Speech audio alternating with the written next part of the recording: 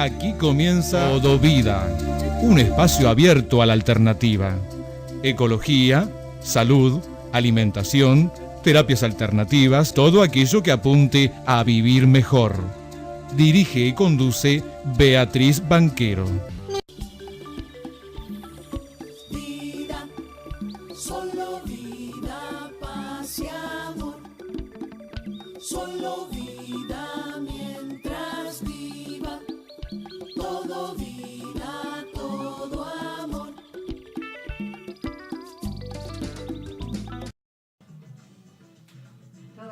Todo vida, todo amor. Preciosa esa frase. Y forma parte del tema de Alejandro Carvajal, el hijo del sabalero, que está viviendo en Ámsterdam, Holanda, y que sigue haciendo música. Y este tema me encantó. Lo conocí gracias a Juan Antonio Castro, Canto y Fogón, de emisora FM de Pando, emisora del Molino. Yo creo que tipo de canciones así, por eso las promuevo y por eso además la tomé como forma parte de nosotros, es que nos habla de que la vida está llena de vida, de amor, de posibilidades, y que nosotros debemos, sin duda alguna, apostar por la vida. La vida es lo que nos ha dado Dios, el universo, el cosmos, los superfilamentos, el campo cuántico o como lo quieran llamar. Pero es un milagro estar vivo y eso es por lo que podemos estar agradecidos.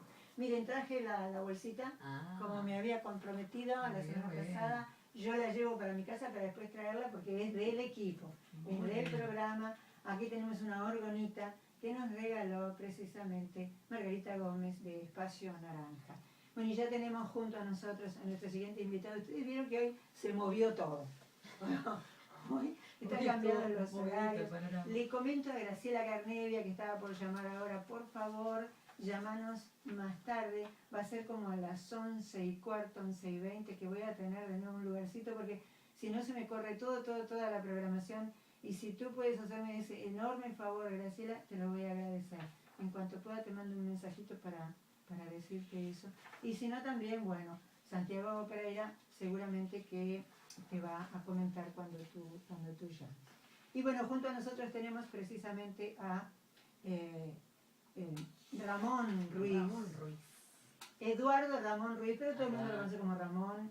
Ramón Ruiz, yo digo RR, pero acá RR es Renzo Rodríguez, nuestro operador. Así que RR no hay derecho a usarlo. Hay varios RR. Buenos días, Ramón. Además es Ruiz Fagundes, como nuestra querida amiga Marcela Fagundes también, así que está muy vinculado con todo nuestro programa. Sí, ahí está. Buenos días. Varias coincidencias. Director representante de los trabajadores en el directorio del BPS. Sí, el directorio del BPS tiene 7 miembros. Es cierto. 4 directores son designados por el Poder Ejecutivo cuando asume cada vez que asume el gobierno, designa 4 directores políticos. Esos directores políticos tienen que tener la venia del Senado, o sea, por lo tanto, es a propuesta del Presidente de la República con el respaldo del Poder Legislativo. Luego que se designan esos 4 directores, al año de asumido el gobierno, hay elecciones en el BPS para poder elegir a los directores sociales. Entonces, en esas elecciones se elige un representante de los jubilados, pensionistas. En este caso es una directora, porque es Elvira Domínguez, representa a los empresarios, y en el caso de los trabajadores, en este momento nos toca a nosotros la responsabilidad de representar a los trabajadores. Así se resolvió en las últimas elecciones que se hicieron hace un par de años ya. Y bueno, y nosotros tenemos un compromiso muy importante. Venimos del movimiento sindical. Nosotros, nuestros orígenes son de la salud privada. Militamos muchísimos años en nuestro sindicato de la salud privada y en la Federación Uruguaya de la Salud. Y bueno, y de ahí es un poco el origen, y ahora estamos en esta responsabilidad. Es un rol distinto porque no es una responsabilidad sindical tradicional, porque en este rol que estamos tenemos que representar a todos los trabajadores, pero estén o no sindicalizados. Claro. Y tenemos que pensar en la seguridad social no solamente con la mirada de los trabajadores, sino teniendo en cuenta también la opinión y la posición de los jubilados y pensionistas también de los empresarios, porque el BPS tiene que funcionar y no Claro. funciona a veces como nosotros queremos. A veces nosotros hay cosas que nos gustaría que funcionaran mejor en el BPS, y bueno, pero el directorio es el directorio más plural que hay en las empresas que conocemos en el Uruguay. Sí, yo creo que eso es así, está clarísimo. Y necesita esa pluralidad, digamos, necesita un funcionamiento dinámico con participación de diferentes actores que tienen miradas distintas. Nos obliga permanentemente a dialogar, a negociar, a conversar, a buscar acuerdos, Está porque el bueno BPS eso no se puede detener. O sea, negociar. ¿Hay posibilidad realmente de negociar? Por ejemplo, Ramón va y se presenta y dice, bueno, acá hay un tema que a los trabajadores nos está afectando y queremos ver qué cambios se pueden hacer. ¿Se escucha realmente la voz del representante de los trabajadores? yo creo que sí, porque digo, mira, y se nota además, porque ha habido una cantidad de avances. Por ejemplo, te digo algo muy cercano que fue el año pasado, cuando el Poder Ejecutivo entendía, interpretaba de que había que hacer un cambio para los trabajadores en la construcción, calculando distinto la forma de llegar a lo que cobran en algunas partidas salariales. Y nosotros coincidíamos con el sindicato de la construcción, y en el directorio tenemos un solo voto. Claro, contra Sin 7. embargo, eso se contra 6. logró frenar. No se tomó la decisión de llevar a la práctica eso que pensaba el Poder Ejecutivo, porque digo, combinamos también las acciones del sindicato con la posición que tiene el representante de los trabajadores. Y a veces dentro del directorio uno es un voto, pero en la calle, en la movilización, hay muchas voluntades que respaldan ese voto, y eso pesa a la hora de tomar una decisión. Lo mismo pasa con los jubilados, que han logrado muchas cosas, y digo, sin embargo, el jubilado tiene un solo voto en el directorio, pero cuenta con nuestra solidaridad en el directorio. Siempre, por lo general, los trabajadores y los jubilados trabajamos con mucha sintonía y empujando las cosas.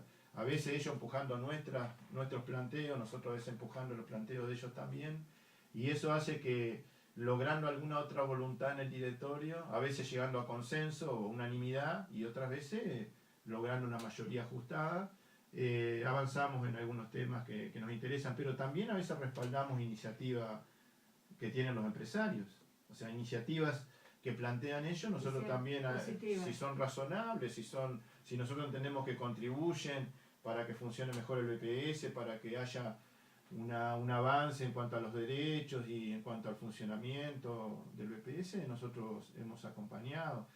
También la representante de los empresarios ha sumado algunos planteos que hemos realizado los trabajadores y los jubilados. O sea, ahí no hay una mayoría estática, no hay una mayoría que siempre esté... Son enemigos y yo tengo que hacer esto en contra tuyo, sino que cuando es razonable se pueden... Igual de todas formas hay un directorio dentro del directorio político, por decirlo, que tiene antecedentes también parecidos a los nuestros. Conozco prácticamente a todos los directores que están por el Poder Ejecutivo de otras luchas anteriores, donde también estuvieron junto a nosotros coincidiendo mucho, y eso ayuda también a que esa composición logre sintonías, logre acuerdos, creo que es muy importante destacar que no hay una mayoría, digamos, con mano y yeso. Que diga, bueno, siempre se votan los 4 directores políticos y los 4 directores sociales. Claro. Los 3, perdón. Te cuento, por ejemplo, sin ir más lejos, en la última sesión del directorio venía un asunto donde, y no estoy haciendo ninguna infidencia, por supuesto, pero por ejemplo, 2 directores políticos votaron como venía el asunto, 2 directores políticos modificaron y coincidieron con el planteo que hacíamos trabajadores, jubilados y empresarios. Conclusión que se hizo, claro. Y o sea que no hay tampoco la mayoría se logró con una composición bien plural también. Y eso es muy importante. Luis, tenemos en la mano un material que yo ni siquiera sabía que existía. Muy interesante, donde explica muy bien todos los derechos y obligaciones en materia de seguridad social, manual nivel 3, esto es para adultos. Sí. También hay un manual para niños, hay un manual para docentes, Para jóvenes también. para jóvenes, para entender todo esto. Porque parte de la labor del BPS, parte de su deber es difundir lo más que pueda lo que tiene que ver con la seguridad social. Sí, hay que destacar eso porque creo que en el BPS, en la seguridad social, sobre todo en las políticas públicas, es muy importante la información, porque a veces a mí me duele mucho y siento a veces mucha impotencia cuando luego de aprobar una ley, luego de reglamentarla, luego de tener el derecho, la herramienta, por digamos, por no tener la información adecuada, hay gente que no accede al derecho. Entonces es una verdadera lástima Claro. que alguien que tenía derecho a algún servicio, ya sea monetario, ya sea una prestación monetaria, o sea la asistencia desde el punto de vista de su salud, o cualquier otro beneficio por ejemplo, una prótesis, Claro. una órtesis, Los lentes. o sea, que por el hecho de no conocer la normativa, se quede sin esa prestación. Entonces, a mí me parece que la labor del EPS de informar, yo creo que tenemos que informar más todavía. Por supuesto. El No síntoma, sabemos mucho. lo que comentabas recién, no sabía que existía este manual. Claro. Eso Y soy comunicadora. a mí me A esta altura pone... es un pecado de mi parte también. Sí. Yo he leído, sí, en la página del BPS, no sabía que estaba por escrito, Hay no sabía tanta que información existía en la como material, página no sabía que se lo daban a los docentes, que lo podían llevar a la clase, que se podía hacer incluso una charla con un grupo de estudiantes de donde sea, pero nosotros tenemos algunas dudas, como los minutos corren. Sí, por supuesto. Hoy empezamos un trote, que nos han planteado que, además de que hay poca información, hay cosas que no entendemos bien cómo están sucediendo. Por ejemplo, a mí me llegó, yo comenté que yo fui a averiguar, ya la edad tengo, mis cartas lo demuestran, y averiguar a ver qué pasa con mi historia laboral, y yo me encontré que hay como 20 años de trabajo no figuran en la historia laboral. Entonces lo comenté al aire, digo, ¿qué disparate? ¿Cómo existe esto en el siglo XXI? Todo computarizado, todo tanta información por todos lados, como decía hoy con el celular, tanta información y no saben que nosotros no cambiamos la hora en Uruguay. Entonces, ¿cómo pasan estas cosas de que no aparece en la historia laboral? Bueno, Se perdió en el camino, se quemó, bueno, hubo un incendio, pero yo creo que no estamos hablando del incendio cuando mucha gente que hoy se está jubilando te dice no aparece en mi historia laboral.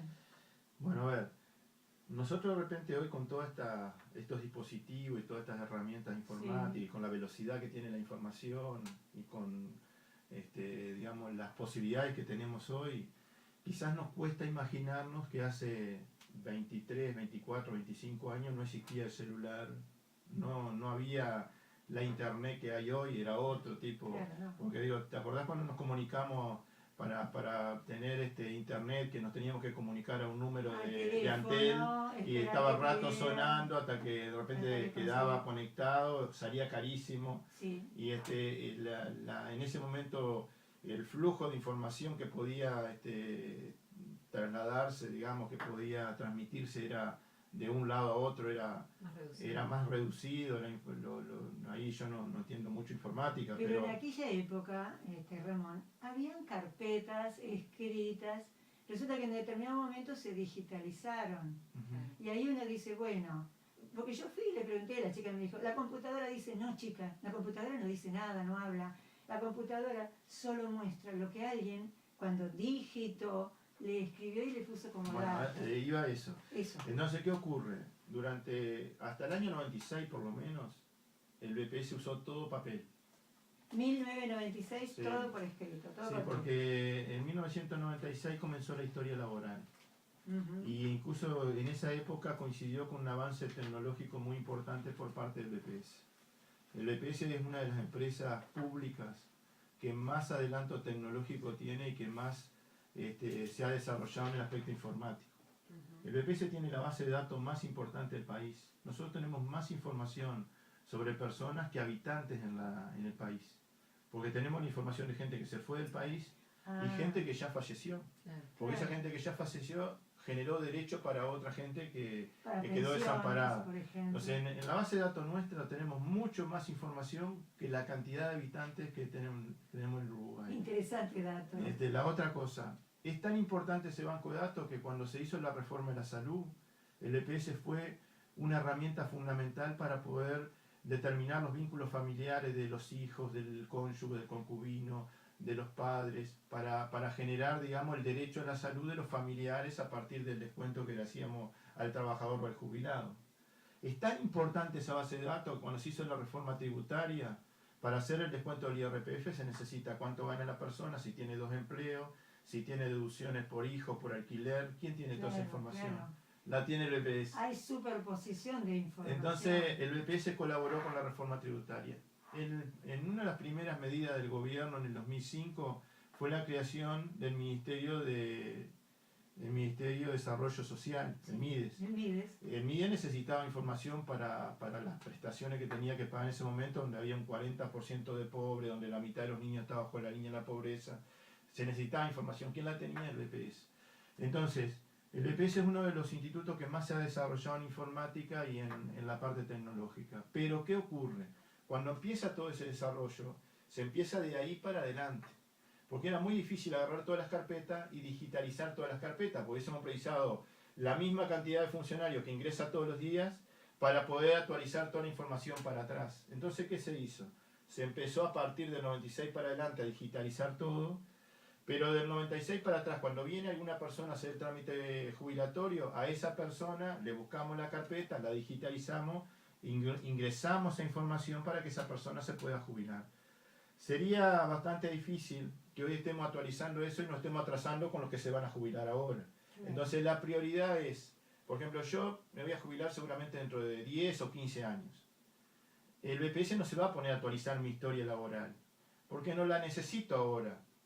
Él tiene una parte de mi historia laboral está en papel y otra parte de mi historia laboral está Pero digitalizada. esa parte que está en papel está todavía. Sí, Porque la chica me dijo, no, le digo, irán a mi carpeta. Le dije, a mí me están faltando 20 años de trabajo y no es poca cosa y lo voy a reclamar. Y me dice, no, eso ya no existe, se digitalizó. bueno, Digo, ahí tenemos algunos problemas, porque ¿qué ocurre? Anterior al 96, algunos que peinamos cana nos acordamos, sí, las empresas tenían obligación de guardar la información por determinado tiempo. Después, imagínate los archivos de papel y papel y papel y papel, de recibos, de sueldo, Sí. de planillas, de todo eso, llega un momento que no tenés dónde guardarla. Entonces, la ley decía, bueno, después de determinado tiempo, cuando ya no hay reclamos y todo lo demás, uno puede eliminar papel, o sea, sí, desaparece. las empresas. Pero el BPS también. Bueno, ese papel resulta que si había, digamos, obligación de guardarlo durante todo ese tiempo, era para todo el mundo. Porque, ¿qué pasaba? Había un sistema de seguridad social que no necesitaba información de 20 años atrás. ¿Cómo se jubilaba la gente antes del 96? Se tenía en cuenta los últimos 3 años para jubilarse. Entonces, No, pero tenía que tener igual 30 años de trabajo. sí, pero eso... Y ahí a tenía ver, que demostrar que sí que había trabajado. estábamos en 30 otro años. país. Anterior a los 90, al 96, la gente se jubilaba con una tarjeta de un político. O sea, a O veces... con testigos. O con ¿no? testigos, gente que y se testigos jubilaba con que testigos. dejaron mucho que desear, porque hubo mucho desorden en esos tiempos. Por algo fue una de las razones por las que se privatizaron parte de los fondos de la seguridad social y hubo esa reforma del año 96 que creó las AFAP y la historia laboral. Porque había un desorden muy grande anterior al 96, donde gente que no había trabajado se jubiló, Sí, ¿no? Y gente que trabajó no se pudo jubilar. es verdad. Entonces, por eso digo, anterior al 96, lo que hacemos hoy cuando alguien se va a jubilar, Sí, ahí tiene está, que presentar vayámoslo. algunos testigos Pero por esa también, actividad. otra Porque chica, no hay... porque lo no- interesante es esto. a ver, Cada uno me dijo una cosa distinta y ahí es cuando yo dije, está bien, el funcionario dentro de lo que es eficiencia, eficacia, tendrá la libertad de tomar ciertas decisiones, pero cada uno me dijo una cosa distinta. En otra, porque periodista que soy, me fui a distintas dependencias del BPS, distintos funcionarios para hacerles la misma pregunta. Obtuve distintas respuestas. Una de ellas fue, no, ahora ya no se aceptan testigos. Bueno, ahí Oh, cielo, dije, ¿cómo va a ser eso si no coincide y hay una realidad y yo puedo presentar testigos? la comunicación es un tema muy Sí, complejo, ¿no? lo sabemos. Son Trabajamos periodistas, es muy complejo y seguramente a veces a mí me encanta la comunicación, ¿no? O sea, Yo seguramente Vivo en me esto. hubiese gustado trabajar en una radio o en algún medio. Bueno, las pero, puertas están abiertas. y permanentemente, si mirás el trabajo del equipo, hay una línea del trabajo que tiene que ver con la comunicación. Hay una línea que tiene que ver mucho con la formación. Empezamos gente formada en seguridad social. Hay otra línea que tiene que ver con la comunicación. Tenemos que comunicar. Comunicar no es hacer propaganda, comunicar es dialogar, es un ida y vuelta. Bueno, Traspasar todo lo que, correctamente el mensaje que le exactamente. tenía que traspasar. Y tenemos otra línea que tiene que decir, tenemos que organizarnos para hacer todo eso, porque si no es imposible. Pero seguramente a veces la comunicación depende un poco de los que participan y eso, como es muy interactivo, muchas veces el funcionario de repente no alcanza a decir toda la información cuando le pregunto. Recién me hiciste como 5 preguntas en este ratito y no terminé de contestar ninguna, realmente contestarla, porque una sola pregunta daría para todo un programa. Para una hora. Y como Porque, no la por ejemplo, tenemos- es cierto que hoy no se aceptan más testigos. Hoy no se y es aceptan más verdad. testigos. Hoy tenés que tener registro de la seguridad social. Pero del 96 para atrás sí se aceptan testigos. Ah, O sea, hoy no se aceptan testigos. Esa funcionaria que dijo eso lo dijo bien. lo correcto. No Pero dijo, faltó una parte. En otro lugar te dijeron quizás, no señora, anterior al 96 no hay nada, tiene que traer testigos. Claro, no hay Entonces, que- y esa persona también dijo otra parte de la sí, verdad. sí. A ver cómo fue. Porque es cierto que anterior al 96 no, de repente el BPS sobre esa empresa no tiene nada y necesito tener testigos. Porque no puede ir a pedirle a la empresa. La Eh, empresa ya lo puede haber tirado. no, digo, si va y la empresa tiene todo guardado, porque hay empresas que guardaron todo, no hay problema, porque la empresa hace una nota, se comunica con el BPS, le manda la información y ahí el BPS le facilita pila, le facilita una cantidad. Claro. Ahora, el problema que tenemos es que hay empresas que no guardaron esa información. Hubo empresas que cuando cerraron mandaron toda esa información al BPS y el BPS la tiene guardada. En algún lugar. En algún lugar la busca, hay un archivo muy grande del BPS donde tiene información de empresas que eran muy ordenadas, que tenían toda la información, que cumplían con, porque ese es otro problema, había empresas que querían destruir porque había irregularidades, pero empresas que realmente cumplían y que tenían todo ordenado, el día que cerraron les llevaron toda la información al BPS y dijeron, bueno, acá está todo el archivo de mis funcionarios, de quién trabajó, de qué fecha, cuánto ganaba, etcétera, etcétera. Eso es muy importante. Yo lo que les recomiendo a los trabajadores es que no esperen a los 60 años para hacer esto. Que unos años antes, porque si uno va muy joven a decir yo quiero ordenar mi historia laboral, el BPS le va a decir, cuando estés más cerca, Cuando estés más cerca. ¿no? ahí está, Claro, vení. aquello de que si te vas a Baja un jubilar poquito dentro la de 15 ansiedad. años, no me Porque pidas dentro ahora. de 15 años quizás hay otras reglas de juego. Claro. Claro. Así como en el 96 se cambiaron. Entonces, a mis compañeros les digo, uno tiene que estar atento a cómo está la historia laboral. No esperar hasta el último día, porque a los 60 años me quedo sin trabajo, vengo a pedir la jubilación, hay años que no están, que tengo que presentar testigos, va a demorar mucho el trámite y yo por mientras no tengo salario y no tengo jubilación. Hoy día, ¿cuánto más o menos demora el trámite? Bueno, hay diferentes situaciones. Si tengo todo ordenado en mi historia laboral y está todo registrado, es automático. Me jubilo hoy y casi al mes estoy cobrando 45 días, Caramba. estoy cobrando. Ahora, si yo tengo una historia laboral desordenada, donde tengo poquitos años registrados en el EPS y lo otro va a ser todo con testigos, inclusive del 96 por acá no pueden, como dijo la señora, No no pueden puede aparecer haber testigos. testigos, tiene que ser 96 para atrás, seguramente ese trámite va a demorar y el que espera desespera, dicen, ¿no? ¿Meses?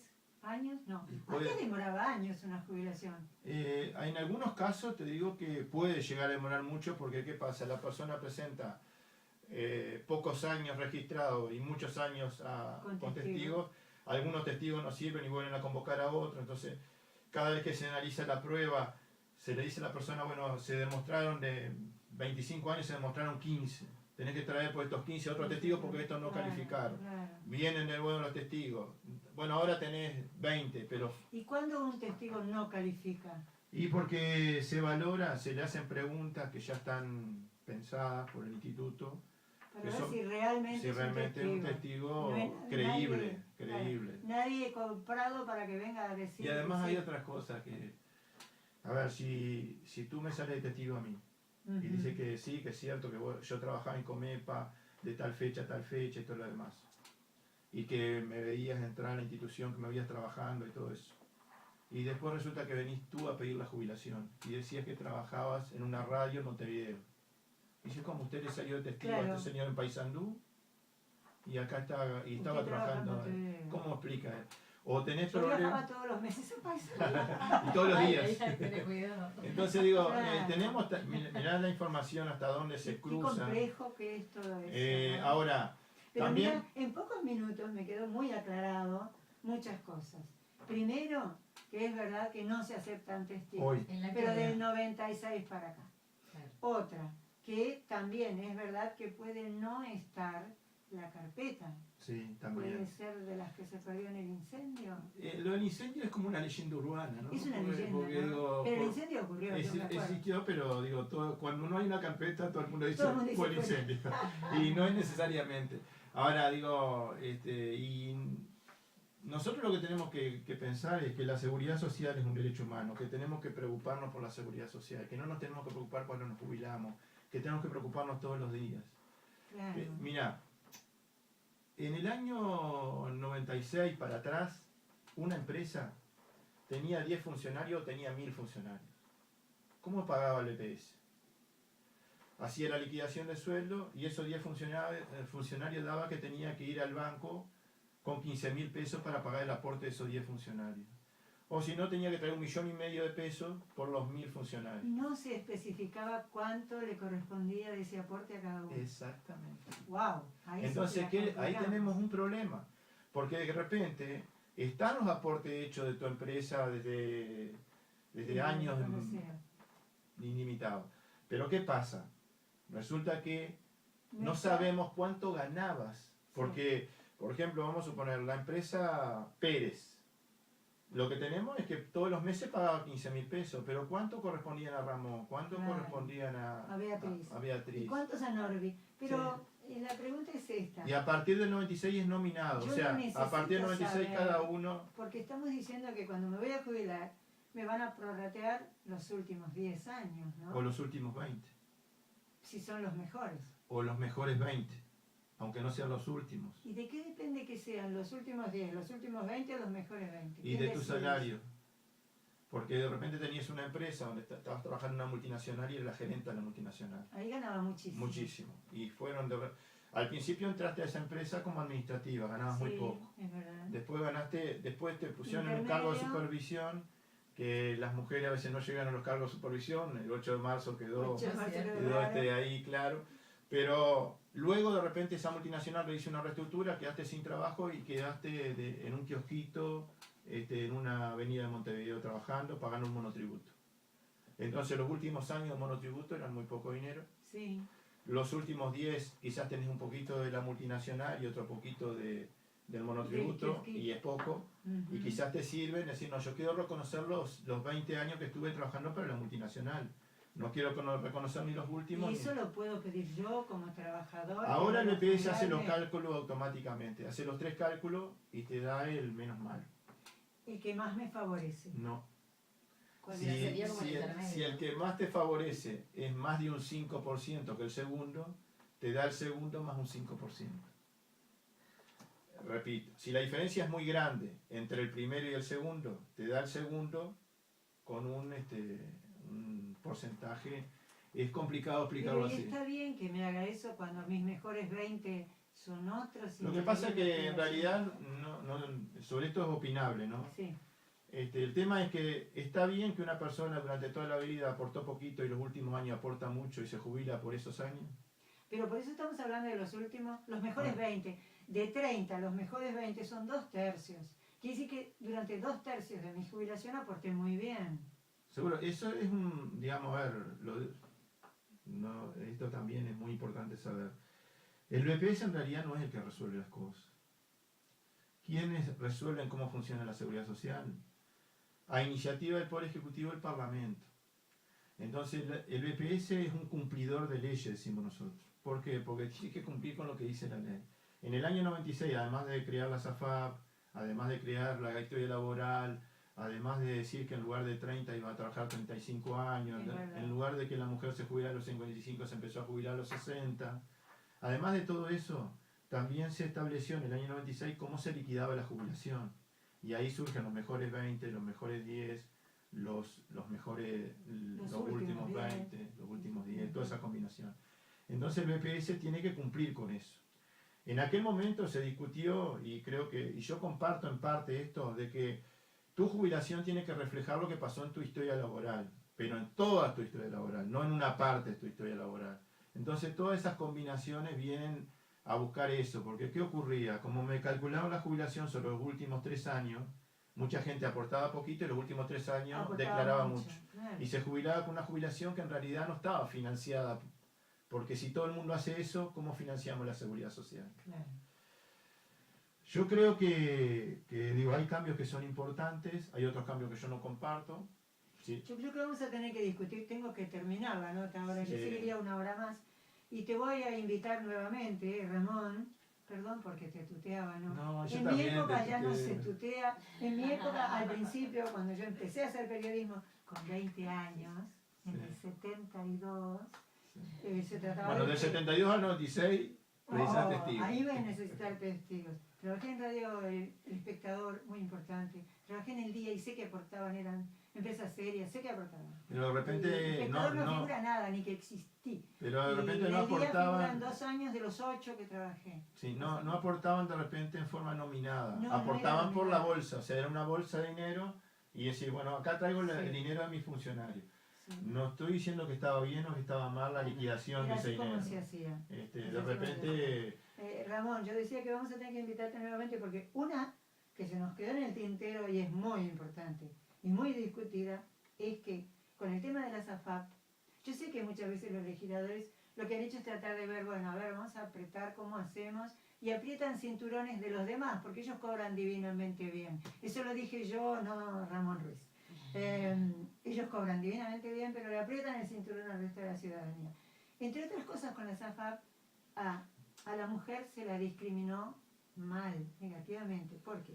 A igual cantidad de años de trabajo, igual cargo, igual sueldo, igual aporte por ser mujer y tener una mayor expectativa de vida, va a cobrar menos de jubilación que un hombre en la misma circunstancia. acabamos de resolver eso en diciembre con una ley, que fue la ley que era para los cincuentones en Para los principio. cincuentones. Ahora va a haber una tabla de mortalidad UNICEF para calcular la jubilación de la FAP y hombres y mujeres le vamos a calcular la jubilación con la misma tabla. Pero la tabla dice que la mujer vive más. No, No tenemos la culpa de eso. no. Somos mejores nada más. La ley de la SAFAP dijo que había que liquidar la jubilación de la SAFAP teniendo en cuenta 2 tablas de mortalidad, una para el hombre y otra para la mujer.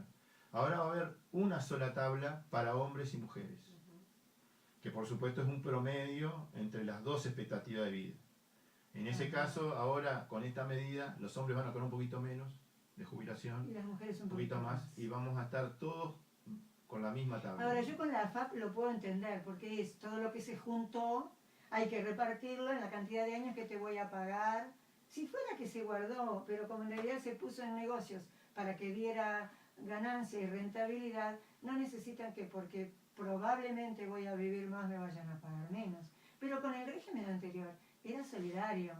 O sea, no importa si yo vivo 10 años o 20 o 5 después de jubilarme, merezco por la cantidad de años que trabajé. Sigue existiendo ese sistema porque viste que se llama Sistema de Seguridad Social Mixto. Mixto. Porque hay una parte todavía del BPS, que el BPS paga las jubilaciones hasta determinada franja salarial, que es 53.374 pesos, hasta ahí paga el BPS, y por encima de eso es lo que paga la FAP. En algunos casos, como hay la guía para otro programa, Sí. me anoto y Lo haremos. lo coordinamos con tiempo Coordinamos. y vengo, porque ahí lo que hay es que algunos trabajadores hacen la opción del artículo 8, entonces aunque ganen menos de 53.374, Prefieren el BPS. prefieren la FAP. ahí está, se afilian voluntariamente y la mitad de su aporte va a la FAP y la otra mitad va al BPS. Entonces él se va a jubilar por la mitad de su salario por el BPS y por la otra mitad la FAP le va a devolver algo. Nosotros, a ver, yo me declaro el enemigo número 1 de la SAFAP. El enemigo público número 1. Yo soy la segunda que se ahí está. declara. ¿Por qué? Porque a mí me parece que la seguridad social es solidaria y no tiene que estar vinculado al negocio, al lucro. Tiene Porque que además estar... muchas AFAP, y pasó en España y acá creo que también empezó a pasar, me salió mal el negocio, perdí todo Dejan el los dinero. trabajadores. No, usted no tiene derecho a perder mi dinero. Sí.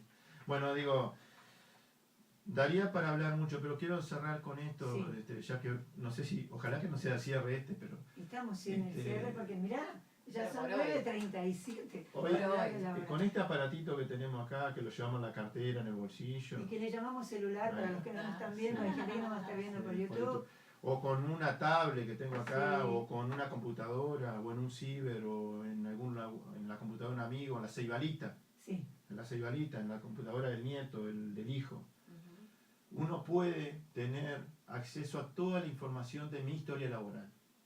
Entonces eso se llama contrato usuario-persona. Yo puedo suscribir un contrato con el BPS donde yo me hago responsable de esa información y el BPS dice, bueno, si le entregás el usuario y la clave a otra persona, yo El problema es deslindo mi responsabilidad. Porque ahí hay una ley que creo que es la 18.331 que protege los datos personales. los datos personales. Entonces cuando alguien entrega esa información a la persona, tiene que quedar claro de que esa información es solo tuya y de nadie más. Y es tu responsabilidad si le das esa información a otra persona. Con ese usuario y esa contraseña, puedo ingresar a todos los datos míos en el BPS. ¿Cuál es la importancia Puede de esto? entrar a los datos que están en la historia laboral Exactamente. digitalizada. Entonces, en lugar de ir al mostrador a preguntar tu historia laboral, podés ver que en el espectador esto, que en el país esto, que en Radio El Carve día que además cerró. el día. Entonces ves toda tu historia laboral. ¿Cuál es la importancia de esto? De antemano sé qué es lo que está faltando de esa historia que no tiempo. apareció. Y en tiempo real.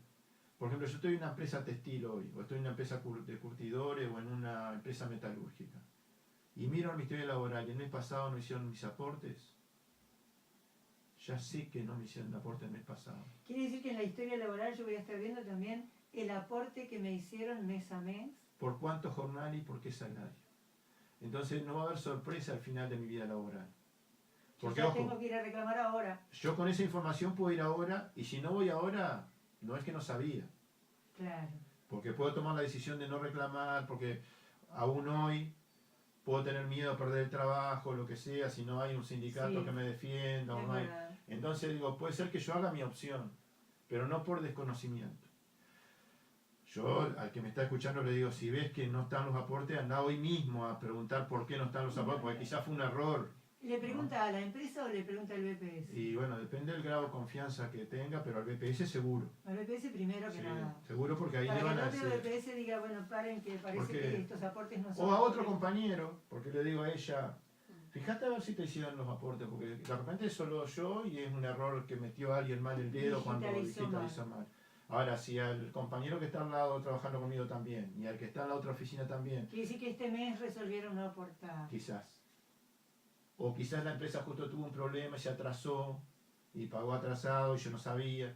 Pero ahí yo me puedo enterar de lo que pasa con mi vida laboral. Eso sí está actualizado. Sí. Si yo le entro hoy, tengo todo lo que pasó hasta ayer, Hasta el ayer. mes pasado. Y seguramente del 96 para acá. Del 96 para acá. Seguramente. Eso Algunas sí. personas tienen del 96 para atrás algo, pero del 96 para atrás seguro que está la historia laboral. Sí, en el mío aparecía algo del 92, pero decía captura por asignaciones familiares. Seguro, porque el BPS como, si estuviste en seguro paro, el BPS tenía un programa para seguro paro, un programa para seguro Sí, digitalizado. ¿no? asignaciones familiares. Entonces lo que hizo fue migrar toda esa información Correcto. y logró tener, si uno tiene un recibo viejo de seguro paro, uno puede decir yo trabajaba, porque si tuve seguro paro trabajaba. Trabajaba. Entonces es una prueba documental eso. Si Todo uno lo que lleva pruebas documentales no necesita sirve, testigos.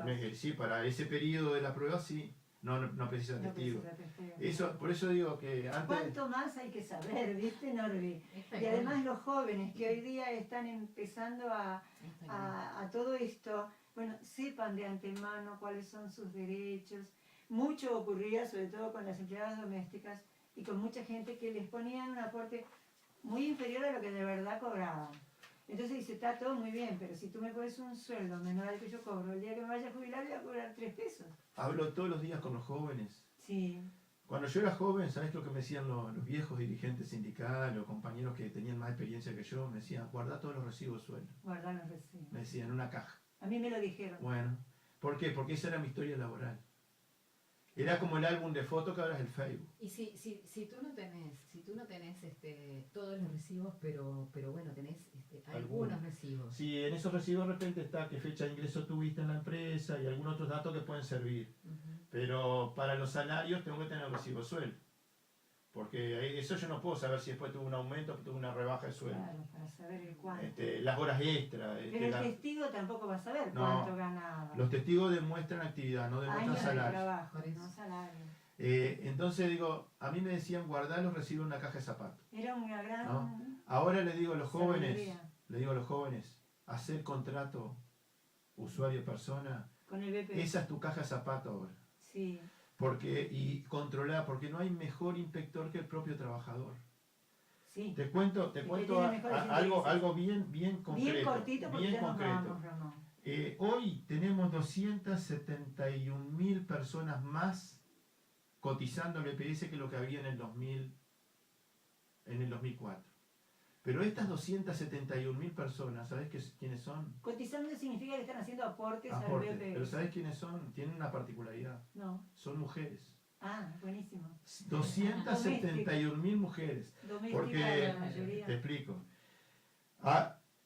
Hay otro tanto de hombres, pero fueron más mujeres las que se formalizaron en la seguridad social. Estas mujeres igual trabajaban, Claro. Sí. pero no estaban registradas. No aportaban. Y me decías cuántas domésticas. Doméstica. En el 2004 había 38.000 registradas. Ahora tenemos 75.000. Quiere decir que tenemos 37.213 más Claro. de las que teníamos Que en el 2004. trabajaban también y que no estaban registrados. Pero eso es tiene que ver un poco con los controles. Y la propia persona que le exija a su trabajador, a su empleador, Poco a poco. vamos a ver, le Poco a tiene poco. que registrar. Poco a poco porque no era fácil, ¿no? Porque ahí tenés No. una relación uno a uno. Además siempre está la relación de que me quedo sin empleo y Sí. qué hago, yo le tengo que llevar la comida a mis hijos.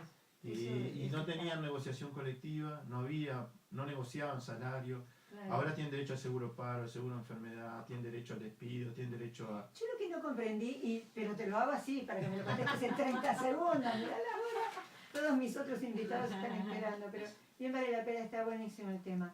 ¿Por qué el salario mínimo nacional está en 13.000 y algo para todos, pero para la doméstica o doméstico está en 16.000 y pico?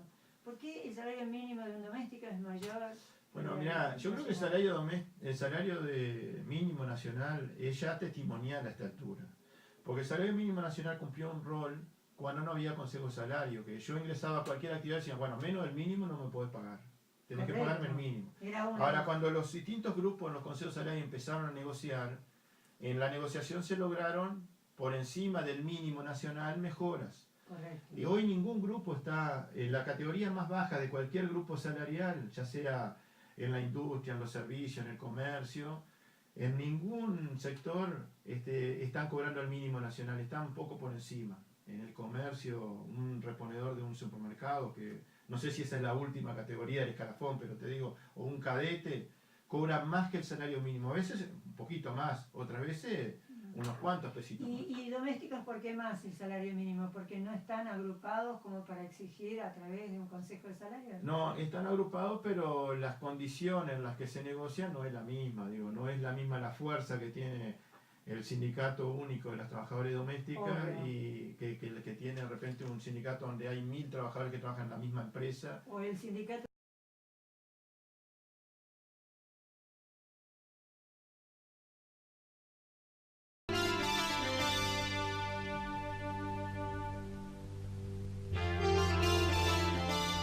Hay mucha más información que programa a programa vamos a compartir con ustedes. Es una promesa abierta. Y así por hoy culminó Todo Vida. Hasta aquí, Todo Vida. Un espacio abierto a la alternativa. Ecología, salud, alimentación, terapias alternativas y todo aquello que apunte a vivir mejor. Dirige y conduce Beatriz Banquero.